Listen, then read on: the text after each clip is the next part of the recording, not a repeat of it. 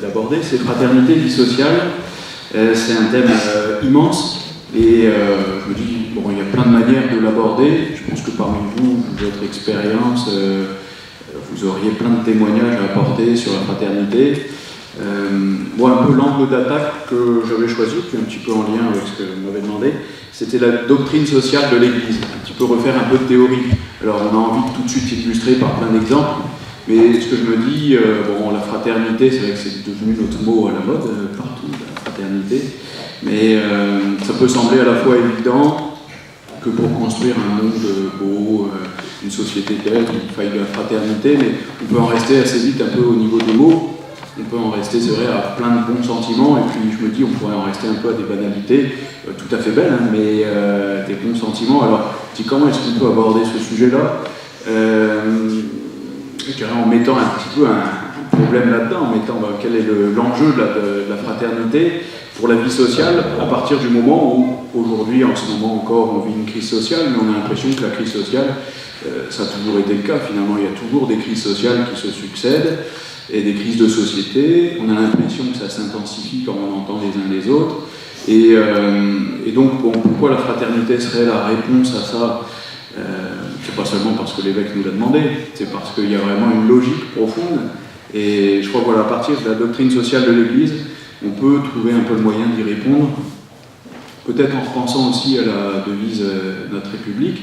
Vous savez que la fraternité, c'est aussi une valeur républicaine, donc c'est intéressant, qui a à la fois le côté politique et puis le côté chrétien, liberté, égalité, fraternité, et puis du coup je n'avais jamais trop pris le temps d'y réfléchir tant que ça, cette devise, et là en y repensant je me dis c'est vrai que la fraternité, enfin on a l'impression que c'est fait exprès finalement déjà pour préparer la séance, mais que la fraternité c'est ce qui vient équilibrer la liberté et l'égalité. Quand ça a été décidé, cette devise-là, d'ailleurs au début ils n'ont pas trop parlé de fraternité, c'était venu un petit peu au moment en lien avec le culte de l'être suprême à la Révolution, donc il y avait déjà un peu une petite transcendance qui était là, mais c'était surtout, on revendiquait la liberté par rapport aux privilèges, l'égalité, et souvent on se rend compte aujourd'hui, quand on regarde notre monde, qu'il y a toujours un peu ces deux revendications qui s'opposent. En fait, elles s'opposent et puis elles s'alimentent. Il y a la liberté, les gens veulent plus de liberté, et on vit dans un monde finalement qui est très très libre sur beaucoup de choses, on est devenu très très libre, avec même finalement aujourd'hui, enfin ce que les penseurs, particulièrement aux États-Unis, ont analysé, c'est de dire qu'il y a finalement une liberté qui épuise. Des fois aujourd'hui on est épuisé d'être libre, de faire tous nos choix, finalement que les choix ne dépendent que de nous. Il y a une forme un peu on a créé une société avec beaucoup d'individus libres de faire leurs choix, et finalement on ne les sent pas toujours très heureux. Et en même temps on sent bien que dans ce système qui vient du libéralisme, il y a une forme d'individualisme aussi, d'égoïsme un peu organisé, où finalement certains en profitent, et donc profitent un peu aussi d'un système libéral pour étendre leur domination et écraser des plus faibles. Donc ça, c'est le système qu'on étudiera aussi un petit peu d'un certain libéralisme.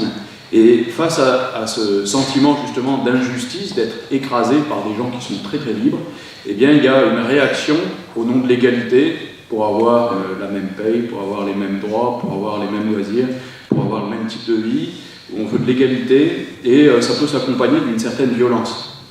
Enfin, c'est tout bête, mais encore dernièrement, j'avais assisté un peu participé, mais surtout assisté à un débat organisé par le Secours catholique à Beaucamp-le-Vieux, et j'étais frappé de voir, il y avait un monsieur qui était là dans la salle, donc chacun un peu se désolait de la société, toutes les crises aujourd'hui, des gens qui n'avaient pas forcément à manger, des gens qui n'avaient pas grand-chose, qui étaient en souffrance dès la moitié du mois, bon, voilà. On entend beaucoup de misère, beaucoup de détresse, et puis un monsieur donc, qui lui avait travaillé, qui avait l'air d'être tout à fait un voisin sympathique, il avait amené ses voisins au débat, il faisait son jardin, très gentil. À un moment, il dit, mais de toute façon, s'il faut couper des têtes, moi je le ferai, il n'y a pas de souci. Hein. Ça se fait assez simplement, couper des têtes.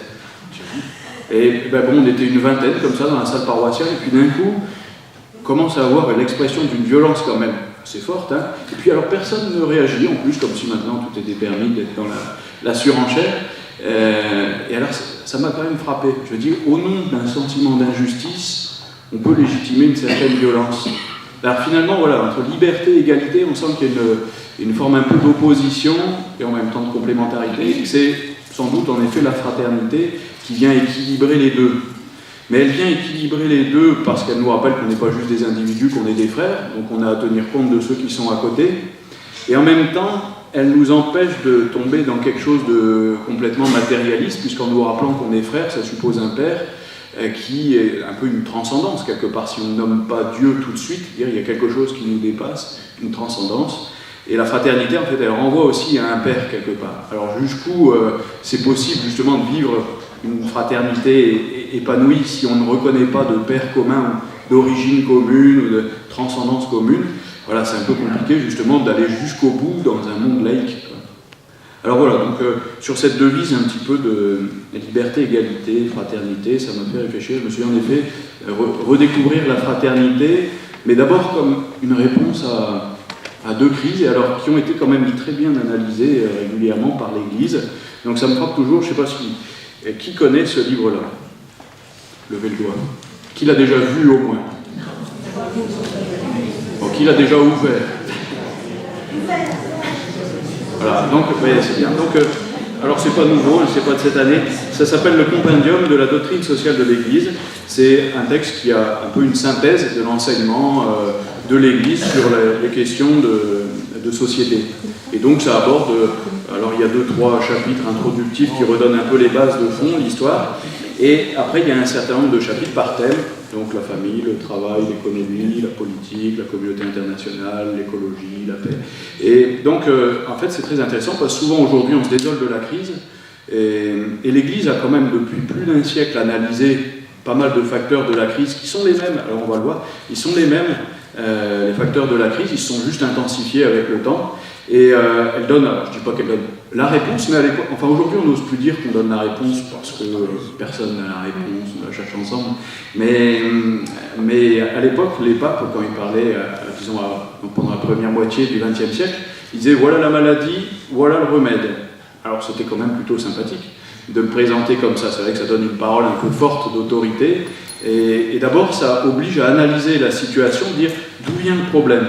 Parce que la fraternité, on pourrait avoir une approche un peu gentille de la fraternité, un peu simple, mais qui a l'air de dire, bon, ben, tant que je souris à mon voisin, c'est beau, lui, la fraternité, et puis, et c'est important de le faire, de sourire à son voisin, mais tant que je dis bonjour dans la rue ou je souhaite bon appétit, ben, je vis la fraternité, et puis voilà, ça va régler petit à petit le problème du monde. Alors c'est vrai, et en même temps, je pense que c'est pas vrai.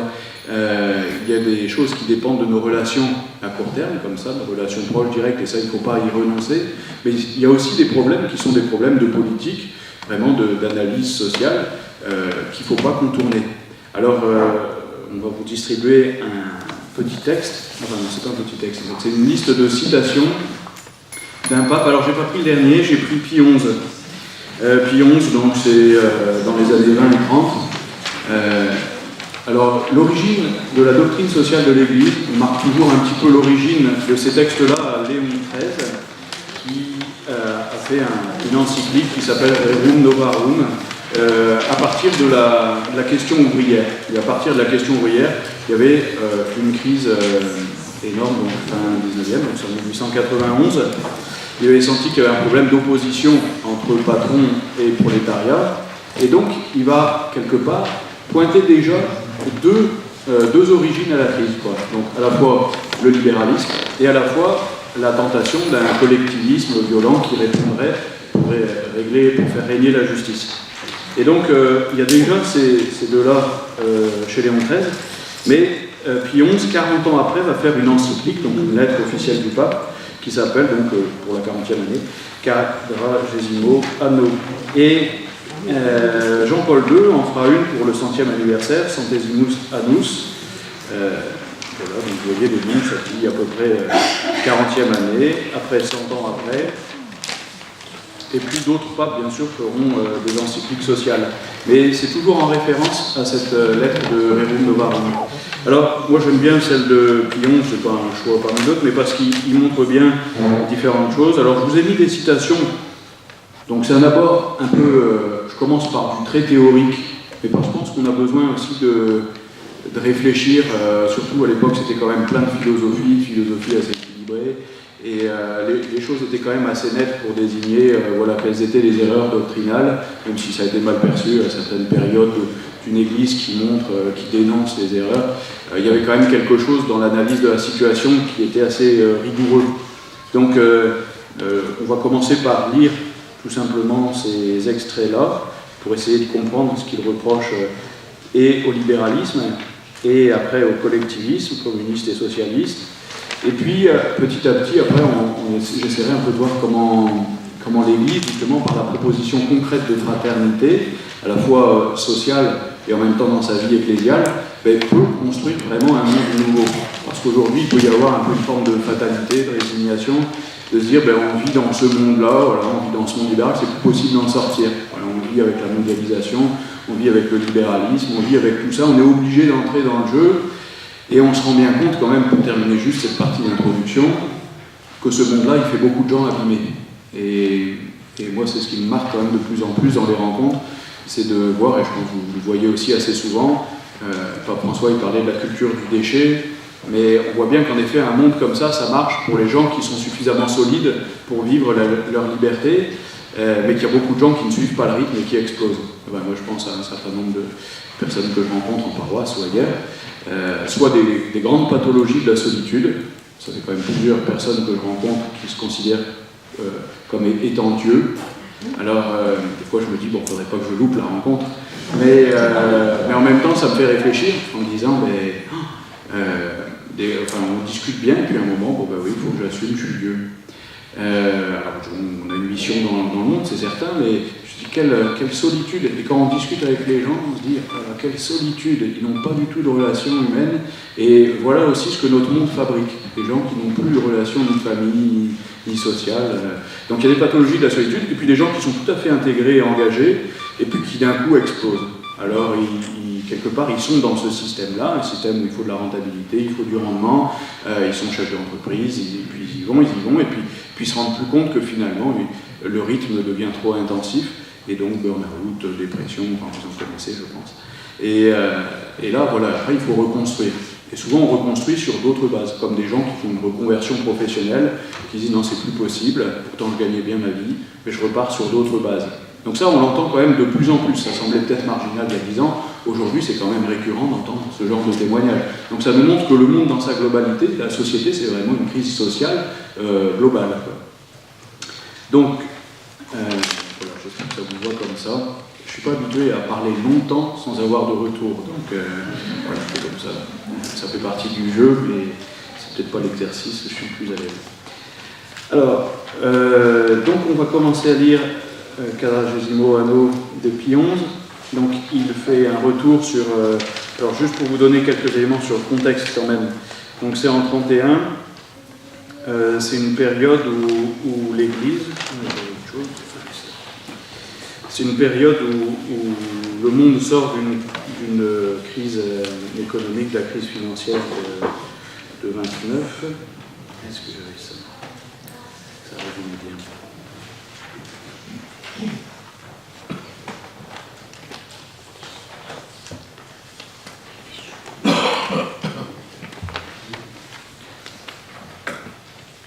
Voilà, au début des années 30, dans la foulée de la grave crise économique de 1929, Pie XI publie donc cette encyclique pour commémorer les 40 ans de Rerum Novarum. Le pape relie le passé à la lumière d'une situation économique et sociale où l'expansion du pouvoir des groupes financiers était venue s'ajouter à l'industrialisation au plan national et international. C'est la période de l'après-guerre où en Europe les régimes totalitaires étaient en train de s'affirmer tandis que la lutte des classes se durcissait. Et alors ce qui est intéressant, c'est que le même Pie XI va faire un certain nombre d'encycliques à ces mêmes périodes, en 31 contre le fascisme italien, en 37 sur le nazisme en Allemagne, et puis en 37 aussi sur le communisme. C'est-à-dire qu'il a aussi perçu la montée de totalitarisme qui découle d'un libéralisme. Alors c'est ça qui est intéressant justement, je trouve, c'est faire le lien entre les deux, de voir comment les deux s'alimentent, parce que nous souvent on se contente de les opposer comme il faut choisir, voilà, soit on est libéral, soit bien on est contre le libéralisme et on est complice du collectivisme. Mais alors voilà, en fait le pape souvent renvoie dos à dos les deux systèmes politiques. Alors numéro 106 nous dit « Il nous reste donc à faire comparaître le régime économique actuel et le socialisme.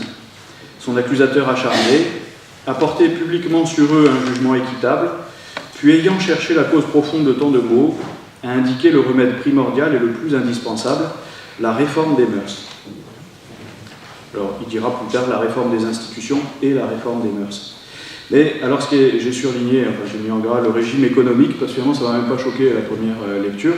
Mais en effet, régime économique, ça veut bien dire, en fait, c'est une manière de désigner le système libéral pour dire finalement c'est le régime où l'économie a pris le dessus sur le politique. Alors, dans la critique du libéralisme, ce régime, Léon XIII consacre tous ses efforts à l'organiser selon la justice. Il est donc évident qu'il n'est pas à condamner en lui-même. Alors ça c'est intéressant aussi, il n'est pas à condamner en lui-même, c'est-à-dire qu'il peut y avoir des aménagements. De fait, ce n'est pas sa constitution qui est mauvaise, mais il y a violation de l'ordre quand le capital n'engage les ouvriers ou la classe des prolétaires qu'en vue d'exploiter à son gré et à son profit personnel l'industrie et le régime économique tout entier, au mépris de la dignité humaine des ouvriers, du caractère social de l'activité économique et même de la justice sociale et du bien commun. Rien que dans cet extrait, on voit déjà des principes de la doctrine sociale de l'Église, comme le principe, vous connaissez, du bien commun. Voilà. Bien sûr, il y a la liberté d'entreprendre, il y a la liberté humaine et d'action, mais il y a toujours, elle doit toujours être ordonnée au bien commun. Et puis on a un autre principe qui est la destination universelle des biens. Voilà. Ce qui à notre époque frappe tout d'abord le regard, ce n'est pas seulement la concentration des richesses, mais encore l'accumulation d'une énorme puissance, d'un pouvoir économique discrétionnaire aux mains d'un petit nombre d'hommes qui d'ordinaire ne sont pas les propriétaires, mais les simples dépositaires et gérants du capital qu'ils administrent à leur gré. Ce pouvoir est surtout considérable chez ceux qui, détenteurs et maîtres absolus de l'argent, gouvernent le crédit et le dispensent selon leur bon plaisir. Par là, ils distribuent en quelque sorte le sang à l'organisme économique dont ils tiennent la vie entre leurs mains, si bien que sans leur consentement, nul ne peut plus respirer. Cette concentration du pouvoir et des ressources, qui est comme le trait distinctif de l'économie contemporaine, est le fruit naturel d'une concurrence dont la liberté ne connaît pas de limite. Ceux-là seuls restent debout qui sont les plus forts, ce qui souvent revient à dire qui luttent avec le plus de violence, qui sont le moins gênés par les scrupules de conscience. C'est-à-dire qu'il y a vraiment une violence déjà un peu dans le libéralisme et l'absence de limite. Alors l'absence de limite, ça renvoie justement à l'intervention de l'État. À son tour, cette accumulation de forces et de ressources amène à lutter pour s'emparer de la puissance. Et ceci de trois façons. On combat d'abord pour la maîtrise économique, on se dispute ensuite de l'influence sur le pouvoir politique, dont on exploitera les ressources et la puissance dans la lutte économique. Le conflit se porte enfin sur le terrain international, soit que les divers États mettent leurs forces et leur puissance politique au service des intérêts économiques de leurs ressortissants, soit qu'ils se prévalent de leurs forces et de leur puissance économique pour trancher leurs différends politiques. Bon, je me rends compte toujours quand je lis ces extraits-là, c'est que c'est dense quand même. Je ne sais pas si ça va, c'est à peu près clair quand même. Parce que souvent je fais des copier-coller de citations comme ça sur des papiers, parce que je suis la conscience tranquille, je me dis au moins j'ai mis le texte sur le papier, mais il faut du temps peut-être pour intégrer tout ça. Alors, mais ça montre bien, si vous voulez, le lien entre maîtrise économique, voilà, domination progressive, et puis après, on prend le pouvoir politique pour cautionner le pouvoir économique, et puis après, on l'étend toujours plus loin au niveau de l'espace, donc ça devient national, et puis international. Bon, ça montre tout à fait, alors c'est en 31, mais je pense que ça reste bien d'actualité, de voir, c'était en 31, 1931, ça va bientôt faire 100 ans, donc je vous dis, c'est quand même, voilà, c'était déjà le même phénomène, sauf qu'il est intensifié. Ce sont là les dernières conséquences de l'esprit individualiste dans la vie économique, conséquences que vous-même connaissez parfaitement et déplorez. La libre concurrence s'est détruite elle-même. À la liberté du marché a succédé une dictature économique. Ça, c'est aussi intéressant, parce que le lien, le pape ne dit pas, enfin l'Église ne dit pas qu'il ne faut pas qu'il y ait une libre concurrence, qu'il n'y ait pas un marché libre. Il dit juste qu'il y a quelque chose du toujours plus. Et le pape François dira ça vient du cœur de l'homme, et tout le monde voit bien, ça vient du cœur de l'homme qui désire toujours plus, et donc qui amène à une dictature économique. L'appétit du gain a fait place à une ambition effrénée de dominer. Toute la vie économique est devenue horriblement dure, implacable, cruelle. À tout cela viennent s'ajouter les graves dommages qui résultent d'une fâcheuse confusion entre les fonctions et devoirs d'ordre politique et ceux d'ordre économique. Les confusions entre politique et économie, on voit bien ça.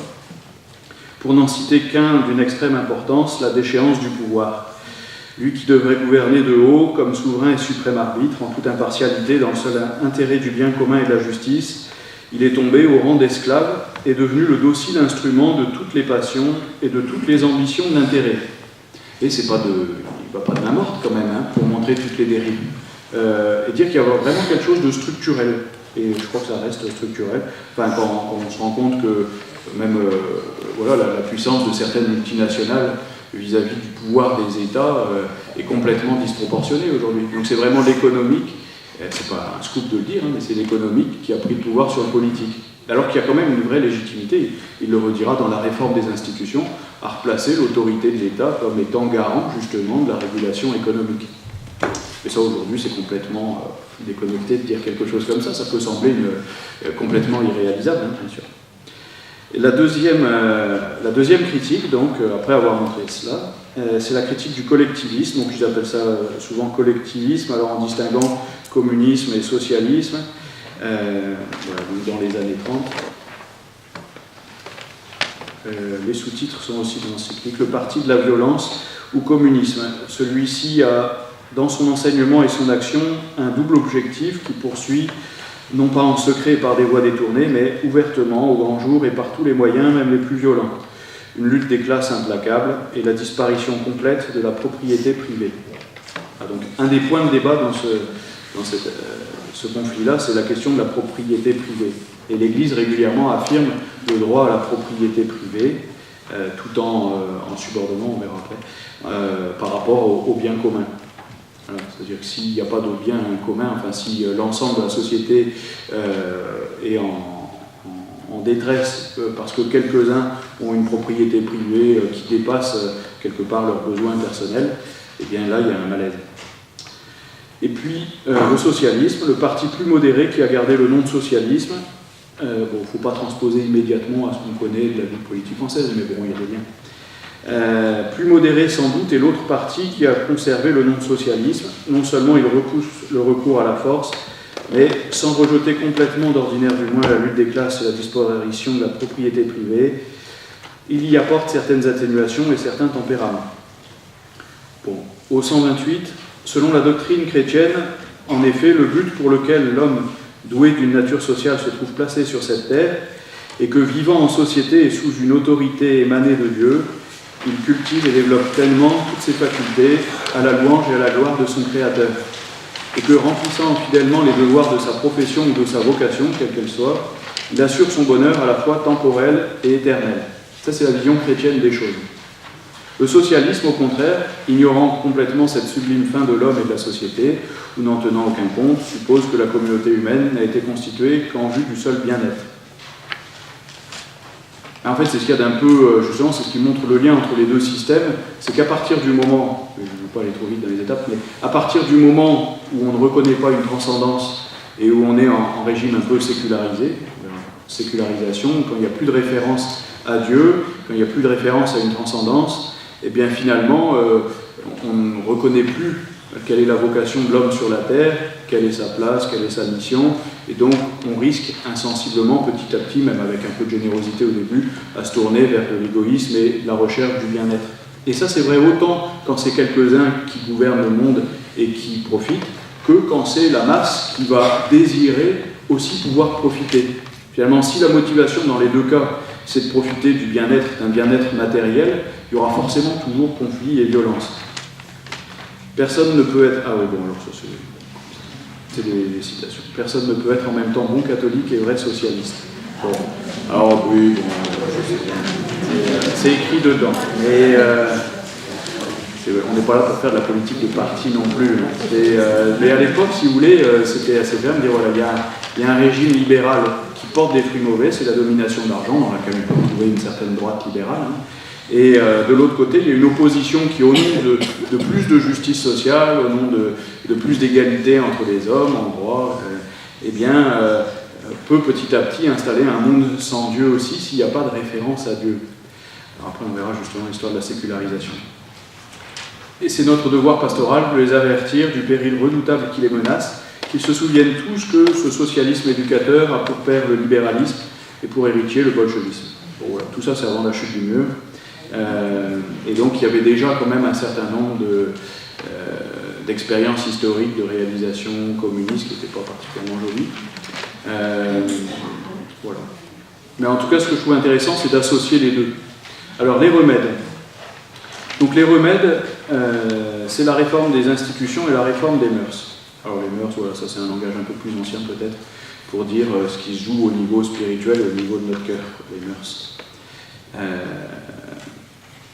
La réforme des institutions, donc c'est la place de l'État. Parlant de la réforme des institutions, c'est tout naturellement l'État qui vient à l'esprit. Non certes qu'il faille fonder sur son intervention tout espoir de salut, mais depuis que l'individualisme a réussi à briser, à étouffer presque cet intense mouvement de vie sociale qui s'épanouissait jadis en une riche et harmonieuse floraison de groupements les plus divers, il ne reste plus guère en présence que les individus et l'État. Et ça reste vrai aujourd'hui.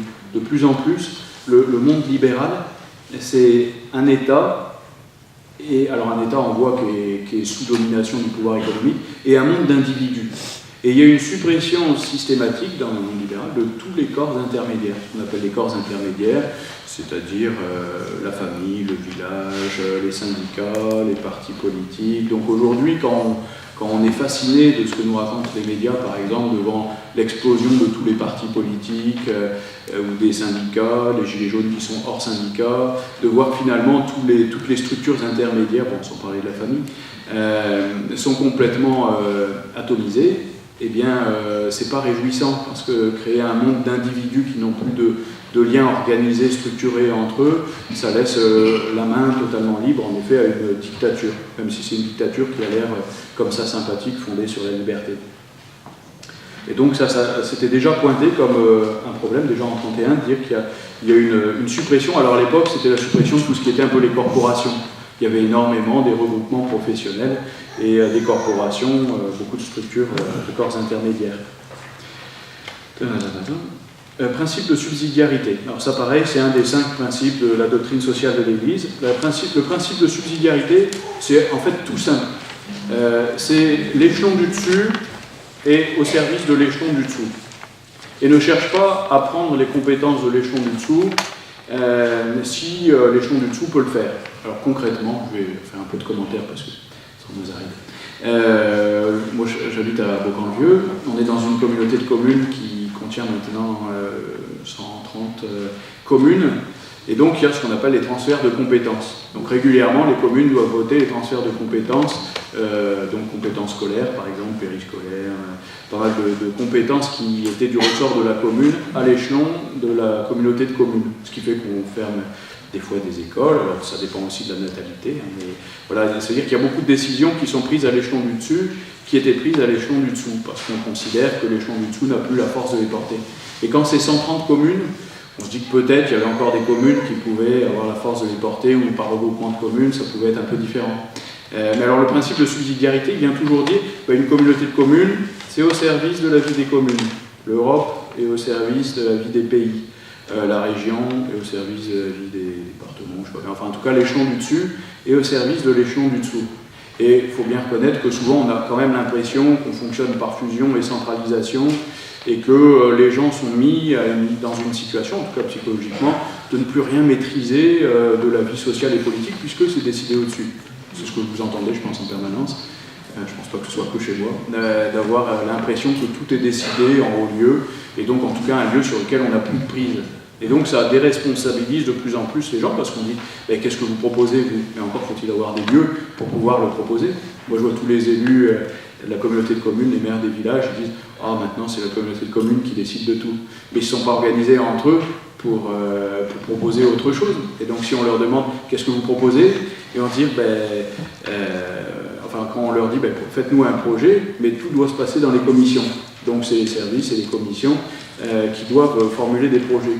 Alors c'est vrai qu'on voit bien qu'il finit par y avoir un conflit dans les différents ordres. Donc le principe de subsidiarité, c'est ce qui est dit un petit peu en dessous, voilà, dans le 86. De même qu'on ne peut enlever aux particuliers pour y transférer à la communauté les attributions dont ils sont capables de s'acquitter de leur seule initiative et par leurs propres moyens, ainsi ce serait commettre une injustice en même temps que troubler d'une manière très dommageable l'ordre social, que de retirer aux groupements d'ordre inférieur, pour les confier à une collectivité plus vaste et d'un rang plus élevé, les fonctions qu'ils sont en mesure de remplir eux-mêmes.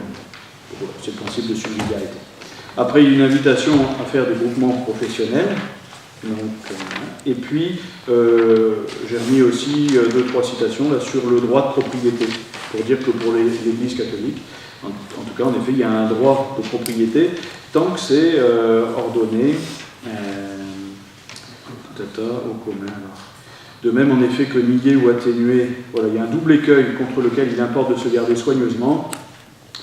De même, en effet, que nier ou atténuer à l'excès l'aspect social et public du droit de propriété, c'est verser dans l'individualisme ou le côtoyer. De même, à contester ou à voiler son aspect individuel, on tomberait infailliblement dans le collectivisme, ou tout au moins on risquerait d'en partager l'erreur. Voilà, donc il faut le reconnaître, mais il faut l'ordonner, il faut dire voilà, les propriétés qu'on a, il y a aussi la destination commune des biens, la destination universelle des biens, donc on doit aussi pouvoir tenir le principe de solidarité, qui est aussi un principe qu'on est cinquième. Voilà. Et puis alors après, la réforme des mœurs. Alors là, il va parler principalement de justice et de charité. Alors vous allez dire, jusqu'à présent, on n'a pas parlé de fraternité, et c'est vrai que de fait, dans les textes de la doctrine sociale de l'Église, on n'en parle pas tant que ça. On le met dans la liste justice, fraternité, et alors que finalement, à travers la loi de charité, il y a déjà finalement cette mention de la fraternité. Mais ce qui est compliqué en fait dans le mot fraternité, c'est qu'en effet, ça va supposer une origine divine commune.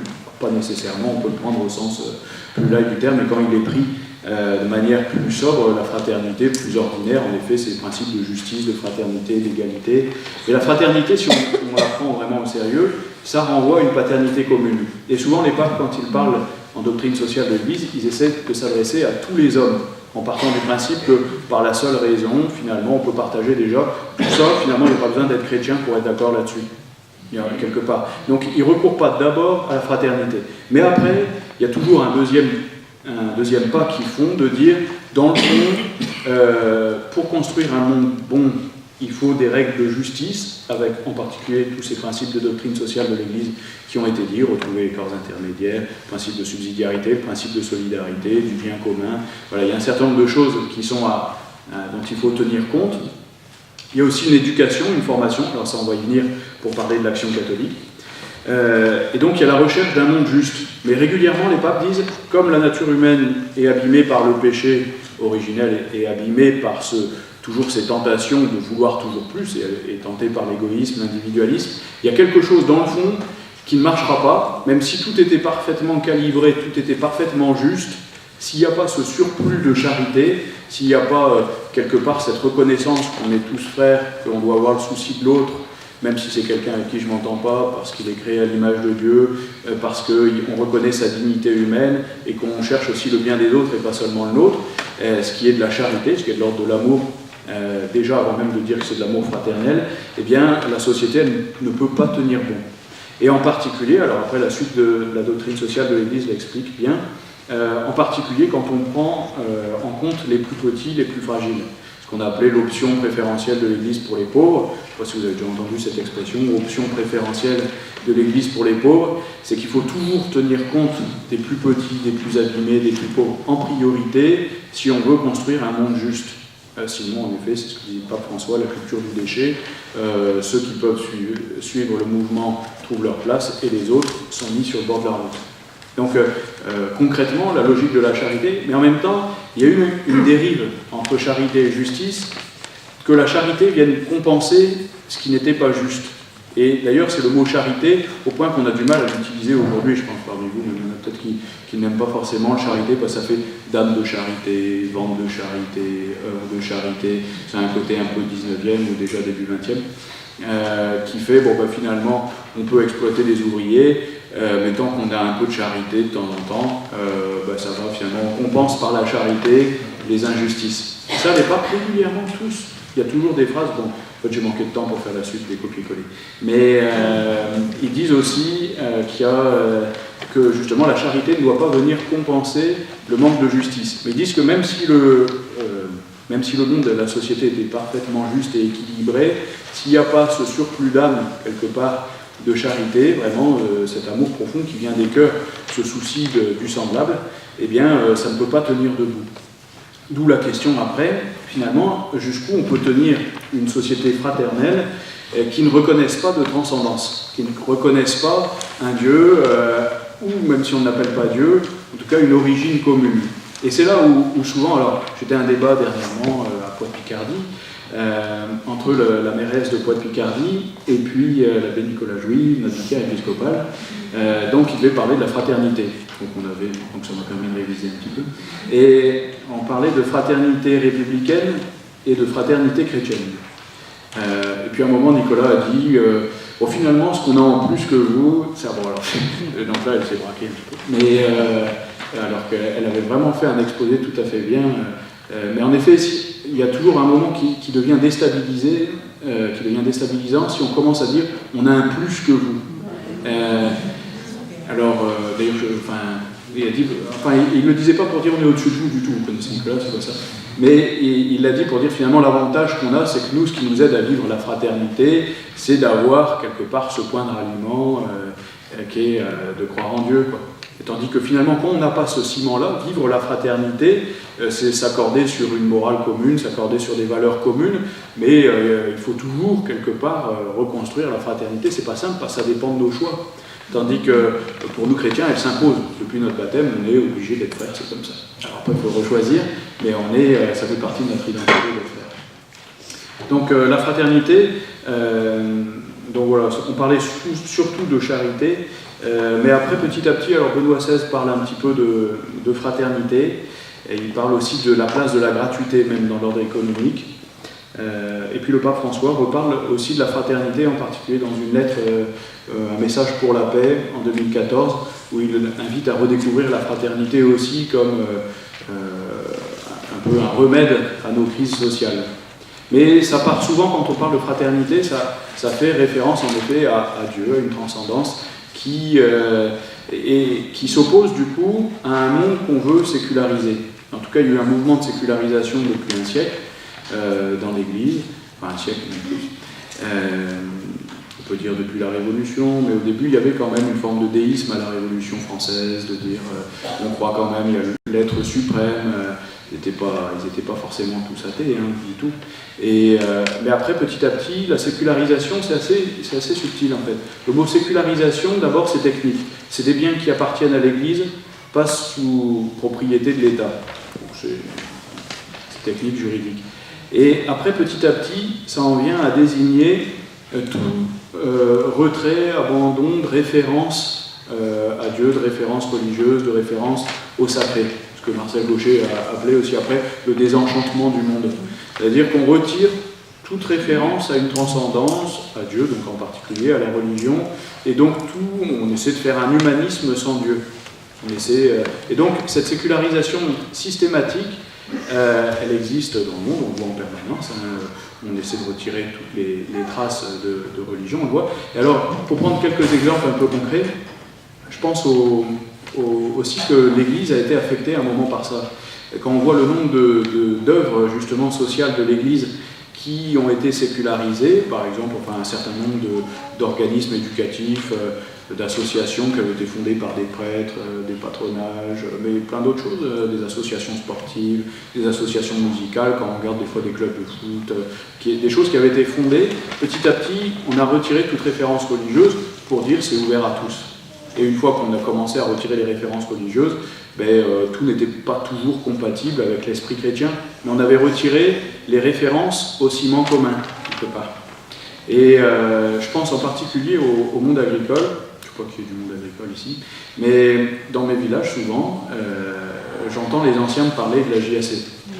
Me dire, on a connu la JAC. Bon, quand on regarde l'histoire, c'est très intéressant.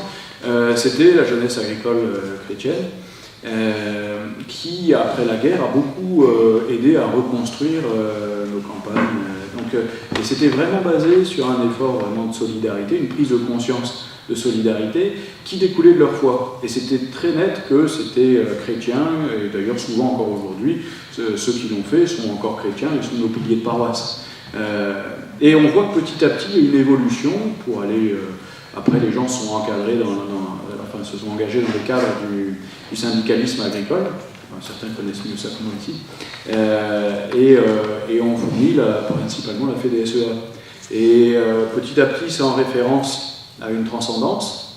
Ce que je veux dire, sans toujours non plus la solidarité petit à petit qui évolue. Et dernièrement, quand notre évêque a fait une visite pastorale sur la paroisse, un agriculteur qui était en plus à l'époque très engagé dans la FEDSEA demande jusqu'à quel point on peut considérer que l'autre est un frère et vivre l'évangile si on sait que l'autre à un moment soit il nous mangera, soit on devra le manger. Et pour dire à un moment, finalement même ce monde-là qui a été complètement forgé par l'esprit chrétien, à un moment, et on sait bien, toutes les histoires autour des terres, autour des héritages, mais aussi autour de... il faut agrandir pour survivre, il faut toujours grandir, grossir pour survivre, et petit à petit, on est obligé de manger les autres. Alors, certains diront, non, c'est pas ça du tout, on vit d'autres valeurs à la FEDSEA, et sans doute, heureusement qu'il reste des syndicats, donc on ne va pas taper sur les syndicats qui restent, mais on voit bien qu'il y a toujours un risque chez nous, en tout cas, d'entrer, d'être complice d'un monde libéral, et qui s'accompagne toujours un peu d'une sécularisation. Et donc la génération des grands-parents, souvent qui étaient très chrétiennes, a transmis des valeurs aux enfants, et puis on voit que finalement d'une génération sur l'autre, il reste les valeurs, plus forcément la foi, et puis au bout d'un moment, il ne reste même plus les valeurs. Et donc la sécularisation, c'est un mouvement qui fait perdre à chaque fois. On commence par ne plus nommer Dieu, mais on y croit. Après, on continue, on arrête d'y croire, mais on vit quand même les sacrements. Après, on arrête les sacrements et on devient égoïste. Enfin, je dis ça, c'est un peu caricatural. Mais quand même, je pense qu'il y a une évolution logique qui lie, en fait, sécularisation et libéralisme. Et il faudrait regarder comment nous, dans notre manière de vivre en Église, on n'est pas un peu complice de ça. Comment est-ce qu'on réussit vraiment à être désengagé d'une logique libérale? Comment est-ce qu'on réussit à être totalement dégagé aussi de cette logique de sécularisation? Alors, vous allez dire, dans l'Église, c'est simple. L'Église, c'est le peuple de Dieu, on prie, on fait du caté, tout ça. On n'est pas sécularisé tant qu'on prie, et puis qu'on parle de Dieu, et puis qu'on parle à Dieu. On a la source, justement, c'est pas du sacré, mais on a la source spirituelle en nous, donc il n'y a pas de souci. On ne va pas être sécularisé, oui. Mais ça s'est accompagné aussi dans l'Église, pendant certaines années, d'une pastorale. Alors on a dit l'enfouissement, le vin dans la pâte, on a dit beaucoup de choses qui font partie de l'Évangile d'ailleurs. Mais à un moment, on s'est habitué à ne plus nommer Dieu. Mais c'était... Alors attention, vraiment, pour moi, il n'y a pas de... C'est pas du tout un reproche, parce qu'en discutant avec les personnes qui l'ont vécu, je sens bien qu'il y avait une générosité vraiment missionnaire de pouvoir rejoindre tout homme. En fait, on cherchait quel était, je n'ai pas vécu, vous me le direz mieux dans les questions, on cherchait le dénominateur commun qui permet de rejoindre tout homme, et si la foi en Dieu ça clive, dans ces cas-là, on n'aborde pas la foi en Dieu, mais on va essayer par le terrain des valeurs et de la morale de réussir à trouver un terrain commun d'entente, et petit à petit, en vivant notre foi, sans le dire, eh bien, les gens referont le lien vers Dieu. Mais ça ne se fait pas toujours, en fait. Ça ne se fait pas toujours refaire le lien vers Dieu. Donc, moi, je sens vraiment la générosité et les soucis missionnaires qu'il y a eu dans l'Église à un moment, et qui a conduit des fois à ne plus nommer Dieu, ou de le faire qu'au bout d'un certain temps dans la rencontre. Mais du coup, on a pu rejoindre une forme de sécularisation un peu de manière un peu naïve aussi. Et finalement, il y a énormément de choses. Alors, pas dans la liturgie, pas dans le catéchisme, pas dans des activités qui font vraiment le fond de la vie de l'Église, mais beaucoup plus dans tout ce qui était, en fait, c'est la disparition quasi totale de tout ce qui était action catholique. Et ça, moi je trouve que quelque chose sur lequel on ne revient pas assez aujourd'hui, c'est la disparition petit à petit de l'action catholique. Il y a peut-être des gens ici parmi vous qui font partie du mouvement d'action catholique. Il y a eu des sacrées évolutions dans l'histoire de l'action catholique. Et normalement, cette action catholique, c'était le lieu pour former les chrétiens à l'engagement dans la société. Ce qu'on demande aux laïcs chrétiens, c'est pas de vivre toute leur mission dans l'Église. On se réjouit qu'il y ait des chrétiens qui soient animateurs en pastoral, qui soient animateurs de chant, qui soient catéchistes. On se réjouit de tout ça, vraiment. Alors là, il n'y a pas de souci. Mais la première mission des laïcs, dans ce qui est dit régulièrement dans l'enseignement social de l'Église, la première mission des laïcs, c'est de s'engager pour le renouvellement de l'ordre temporel. On dit le renouvellement de l'ordre temporel, c'est-à-dire que l'Évangile vienne imprégner quelque part, toutes les structures de la société. Ça ne veut pas dire qu'on va dire tout de suite qu'il faut faire un État chrétien.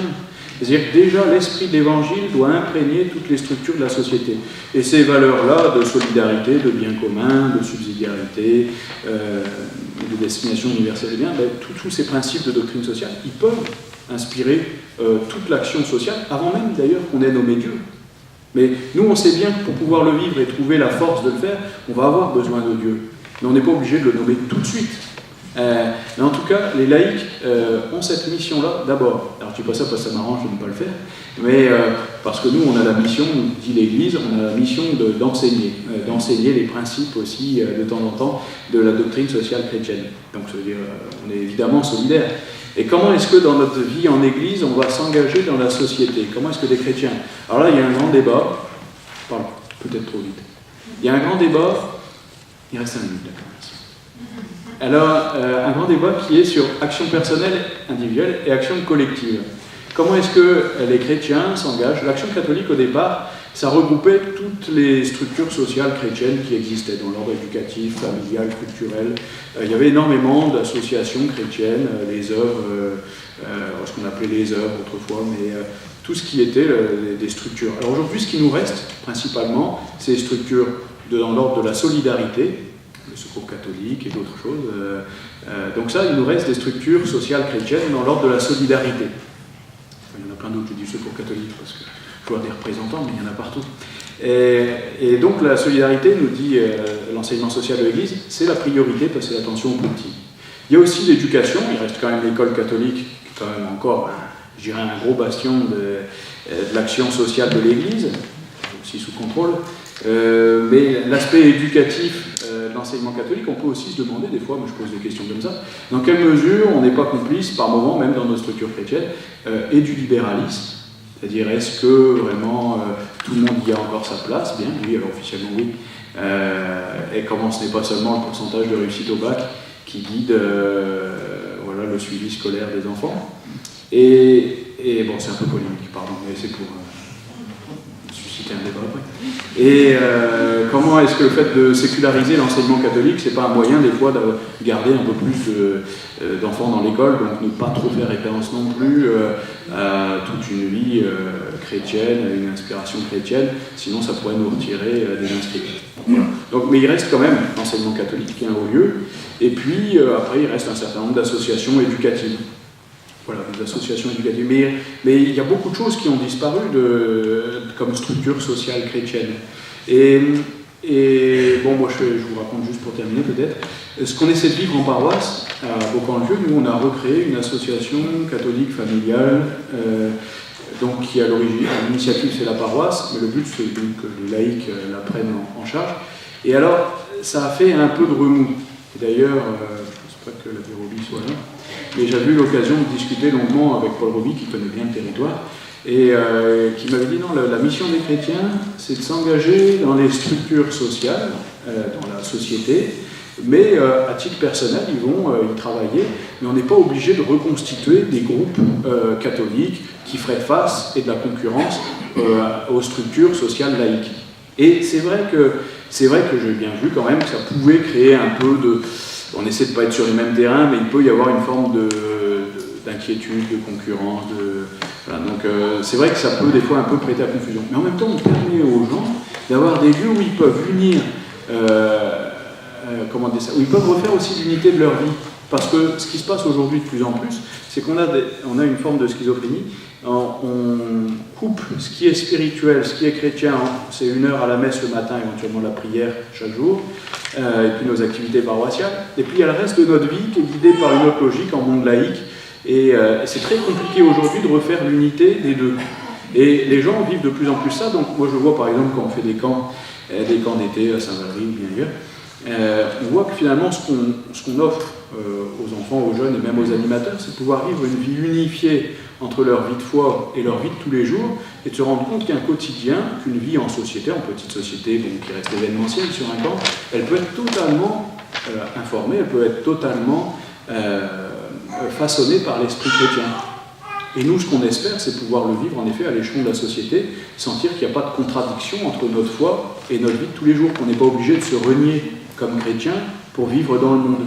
Et on se rend bien compte de plus en plus qu'il y a des tiraillements terribles pour des chrétiens qui veulent continuer à être engagés. Alors soit on a des chrétiens qui vivent leur foi mais qui sont désengagés de la société, et ça c'est dommage, soit on a des gens qui sont engagés dans la société mais du coup qui sont obligés un peu de se compromettre d'une manière ou d'une autre pour bien remplir leur mission. Voilà, donc c'est vrai qu'il y a des sacrés tiraillements et je crois vraiment que l'action catholique et toutes ces structures sociales de l'Église et l'engagement et la formation des chrétiens dans le monde social, ce serait vraiment important à redécouvrir parce que ça fait même partie de Vatican II. Hein. Il y a un décret de Vatican II sur l'apostolat des laïcs qui parle clairement de l'action sociale collective chrétienne et de l'action sociale individuelle. Donc voilà, ça fait partie de ce que croit vraiment l'Église, de ce qu'elle pense être juste pour le monde. Donc pourquoi est-ce qu'aujourd'hui on ne réussit pas bien à recréer ces structures-là? Pourquoi est-ce que ça s'est disparu petit à petit? On peut en parler, je crois que ça se termine, c'est ça?